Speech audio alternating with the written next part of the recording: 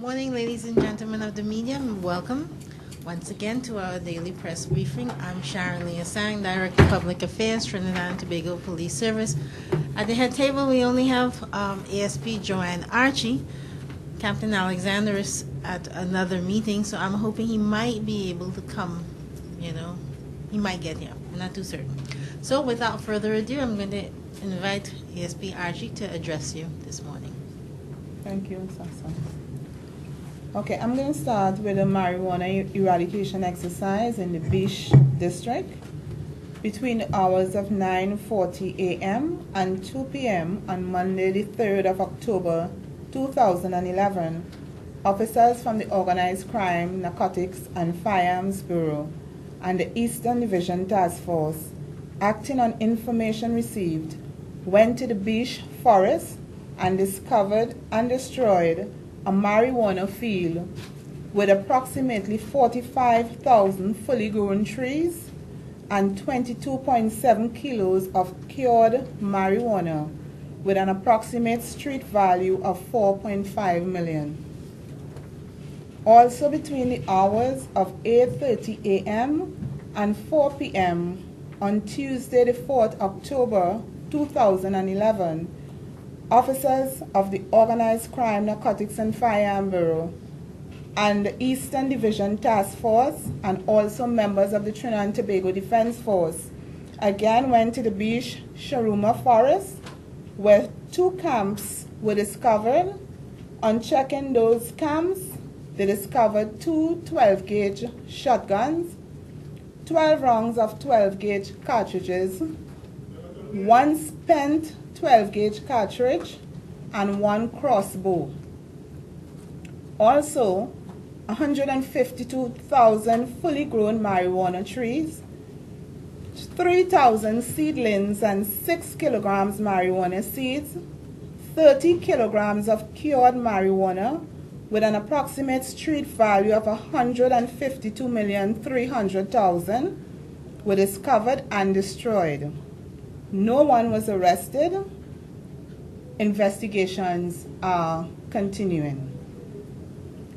And at the homicide bureau, with reference to the report of homicide, victim ex Assistant Commissioner of Police Cecil Carrington, which occurred on January 28, 2011, investigations were carried out by officers of the Homicide Bureau who received instructions from the DPP to prefer charges against 4 men ages 19 years, 3 of them 19 years old and 1 24 years old. There are other arrests to be made. These men are expected to appear before a magistrate sometime today. And in the Central Division, around 4:30 a.m. on 5/10/11, the victim Leaford Ayres, a 71-year-old pensioner of Plover Street, Lanch Park, was at his home when he went to his bathroom, leaving a door on the southern side of his house open.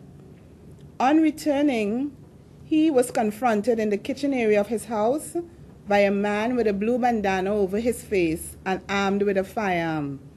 The man pointed the firearm at him, ordered him not to move, and then shot him in his chest. The man escaped without taking anything.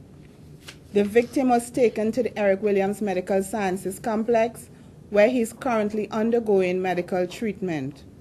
Officers of the Chaguanas Police Station, crime scene investigators, Homicide Bureau visited the scene and are continuing investigations. And around 5:10 a.m., again on the 5/10/11, the victim Brian Mohan, 36 years, of Fifth Street, Montrose, Chaguanas, was at his home when he was confronted by a man with a blue bandana over his face and also armed with a firearm in the kitchen area of his house. The man pointed the firearm at him again and ordered him not to move, and shot him once in his chest and escaped without taking anything. The police were contacted and he was taken to the Chaguanas Health Facility and later transferred to the Eric Williams Medical Sciences Complex, where he too is receiving medical treatment at this time. The police are also conducting investigations into that report. And in the Maracas district, around 8:30 p.m. on the 4th of October 2011, police officers of the St. Joseph CID received a report of a man slumped behind a steering wheel of a vehicle at Akono Road, Maracas, St. Joseph, in the vicinity of Otinola Estate. They responded, and upon arrival, they observed a black 323 hatchback motor vehicle with the headlights on and engine idling.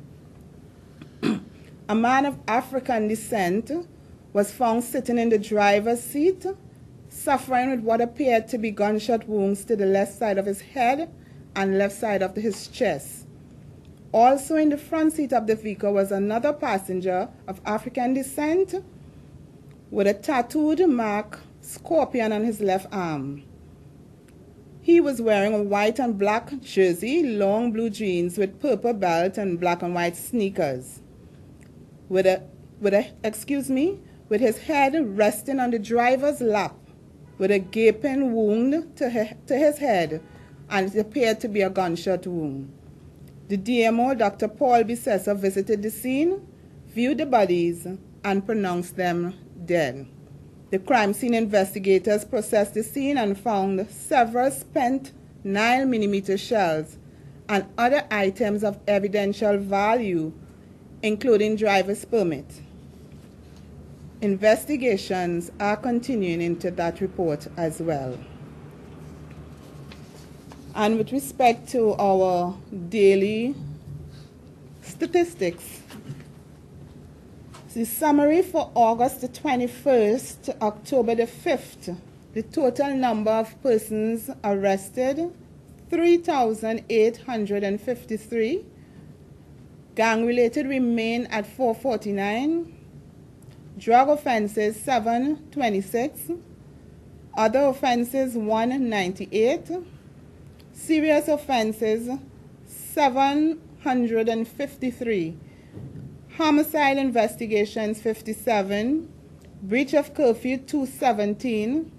Inquiries, 410. Traffic offenses, 791. Ammunition, 12,445 and 29 magazines. Firearms seized, 123. Outstanding warrants, 1,043. And for the past 24 hours, the total arrested was 47. Drug offenses, 14. Breach of curfew, 1. Firearm-related, 4. Other offenses, 3. Serious offenses, 5. Outstanding warrants, 15. Inquiries, 4. Traffic offenses, 1. Fixed penalty notices, 18. Firearm and ammunition, 3 firearms and 27 rounds of ammunition. Thank you very much, ladies and gentlemen. We'll now open the floor for a few questions.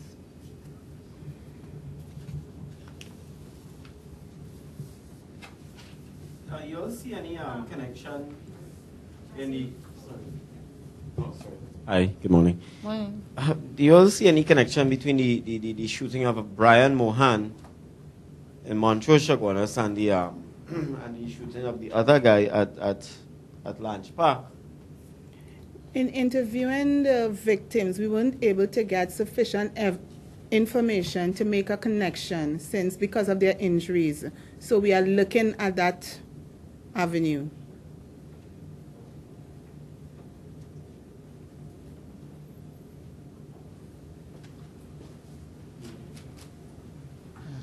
Yes, ma'am. Concerning the Maracas shootings, killings of the 2 men in the car, are they gang-related? Well, we cannot say just yet, but we are exploring all avenues with respect to that. So I should get a feedback on that. And concerning the latest SOE stats, I believe you mentioned that the the figure for gang arrests remain the same. Is that true? Yeah. Yes. Okay. But why is that? Some citizens might say that is might question just how effective the police are in going after the gang members. If from a statistical point of view, it's still static. What I can say is that the police has not stopped investigations into gang-related incidents. We are continuing to pursue all reports of gang-related, any offenses which appear to be gang-related or offenses appearing under the anti-gang legislation, so that you may not have seen any arrests, but that does not mean we have let up on gang-related reports. And also on another report about a police officer who has been arrested for allegedly renting out a firearm to criminals. Can you give us an update on that, please, ma'am? Unfortunately, I do not have an update, but my information so far is that investigations are still being continued until that report. Reports also indicate that he collapsed upon being discovered, so to speak. What is his medical condition? I understand he is stable at the hospital and they are monitoring his condition. He had a heart attack or something? Or? I can't say for sure what is the diagnosis of his condition. And concerning the marijuana eradication exercise in Beach Charuma, where you mentioned the two 12-gauge shotguns, ammunition, so forth, and a crossbow. That is something very unique. I mean, all my years are doing crime stories on concerning marijuana eradication exercises. First time I ever come across this type of weaponry being employed now by marijuana growers. Can you give us some more details on that, please? Well, I don't have much more details on that seizure, that find. However, it just goes to tell you what we are up against, and seeing that they would have seized that weapon, it would mean that it's off the streets. But a crossbow would suggest, I mean, a crossbow is ideal for close quarter combat. You know, I mean, it's extremely dangerous. Well, I imagine it's a weapon, but I don't know the capability of that particular weapon, so I cannot comment on it. You don't know if it was imported from abroad or what have you? No, analysis is yet to be done on those weapons. Good morning. You mentioned finding ID on the men who were found in the car. Could you give us the names, please?